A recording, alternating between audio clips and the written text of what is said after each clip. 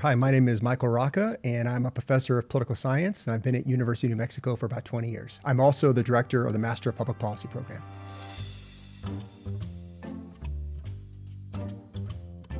It'll be a lot of money, a lot of money. We've seen a significant rise in spending by presidential candidates and congressional candidates over the last 10 to 15, 20 years, with an explosion over the last 2 or 3 election cycles. This year, 2016 or 2020, the number was around $16 billion between both congressional and presidential elections. And I think presidential election in total was around maybe 8 or 9 billion.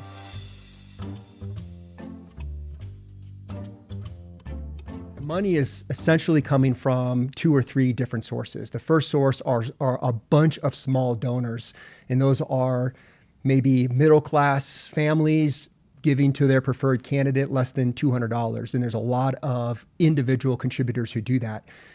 On the other hand, most of that money is actually coming from a very small portion of very large donors. So these are wealthy individuals who are contributing a lot of money to individual candidate campaigns.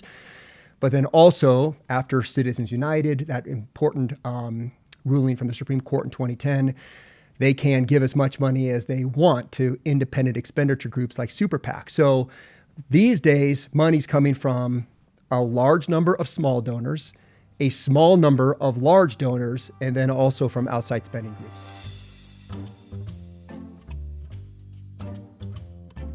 It's a landmark ruling that fundamentally changed the way that election spending works. It happened in 2010. The Supreme Court decided in Citizens United that made it okay, that called the First Amendment right for corporations to spend as much money as they want in federal elections. And that unleashed a whole bunch of money in a variety of different ways. The most important way, and according to my own research, corporations aren't the ones doing it actually. It's actually coming now from individual donors who are giving money to super PACs, and these super PACs were a function of the Citizens United ruling. And what that ruling essentially says is that spending money in elections is a expression of our freedom of speech. And corporations are a bunch of individuals, labor unions are a bunch of individuals, so they have the same freedom of speech rights that individuals like you and I do. Of course, what resulted was individuals creating groups that then aggregate all of this funding, and as long as they remain independent from candidates, they can do whatever they want with that money.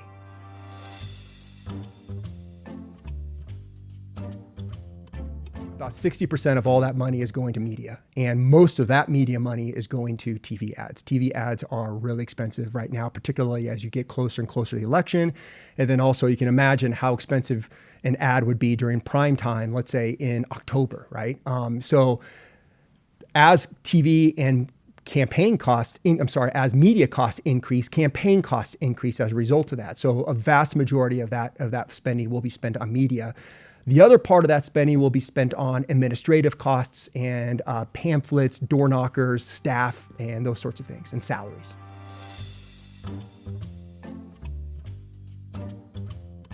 It can. It's really easy for, I think, the public to see the amount of money and argue that a candidate wins because of that. But remember what I said a little bit earlier. It's usually the candidate who's raising the most amount of money is usually the more viable, the more competitive candidate. So it's actually the reverse. I'll give you an example, would be incumbents in the US Congress or even here in the state legislature in Santa Fe typically raise much more money than the challenger does.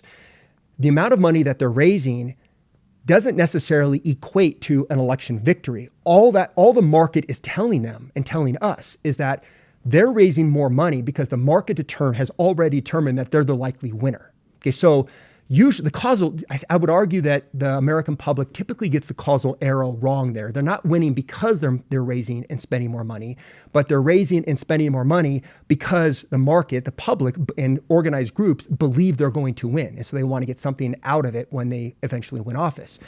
Having said that, when you have as competitive electoral environment as you have, particularly at the federal level, any little bit of money, extra money that might spend that my campaign might spend on, let's say, 1 or 2 additional TV ads, if you could get 1 or 2 more votes because of that, that might be the difference. You know, that 1 or 2 votes, you multiply that maybe by 100. Realistically, if 1,000 people see 1 more ad than they would have otherwise had that money not been there, that could be the difference in a toss-up competitive election, particularly when you talk about elections so evenly divided like we've got from Washington, D.C., again, all the way down to Santa Fe and even here in Albuquerque.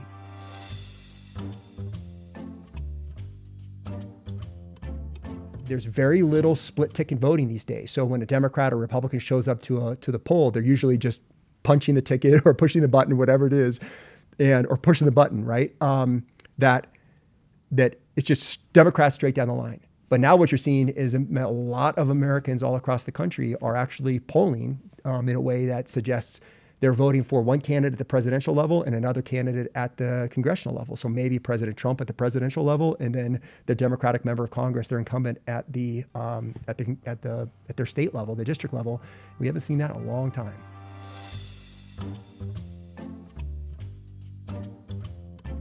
I would say it is status quo. It's the exact same. So congressional districts 1 and 3 continue to lean Democratic, and based on what the market is telling me from campaign fundraising, but also polls, it's probably not going to be all that competitive. Yeah, the incumbents will probably win pretty handedly.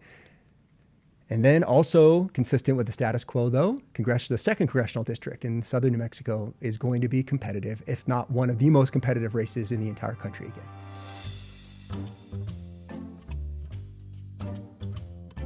It will definitely be a political issue. We'll probably hear a lot about it during the campaign, about how the lines were drawn in a way to advantage the Democrats. I'm sure, and in fact, I know for a fact that ex-Congresswoman Harrell has already talked about it.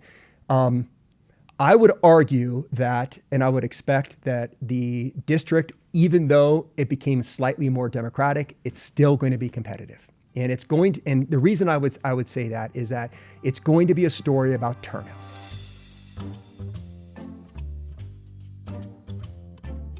Water, climate change, immigration, healthcare, crime, abortion, right? These are all education, right? These are all issues. And of course, always the most important one on the list is the economy. Okay, you're going to hear a lot about inflation, and on the other side, you'll hear a lot about economic growth and opportunity and employment. So those things are sort of working in different directions right now, and stock market increases and all. So you're going to hear very different messages from both sides. We're already hearing it from both sides of the aisle when it comes to how to interpret all this economic data.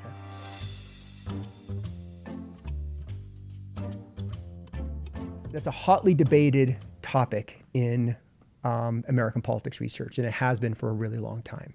There's 2 ways to think about this. The media matters as long as the messages are received. Okay, and that's the rub. That's the really important part of this. Most Americans, as I alluded to earlier, are not watching the news, and they're fast forwarding through ads even, or they're watching programs that don't have television ads. Let's say if you're on and all you have is Netflix, then you're not picking up any messaging from the traditional television way, and that includes even cable these days. So one argument and a clear finding in literature is that the media does not have as much of an effect on public opinion on elections as I think the average American assumes it to have, because the average American is not watching the news or not paying attention to television ads. However, the flip side of that is that if let's say an independent, inattentive, relatively uninformed voter or non-voter even does in fact receive a message, they're much more susceptible to that message than somebody who is already paying attention.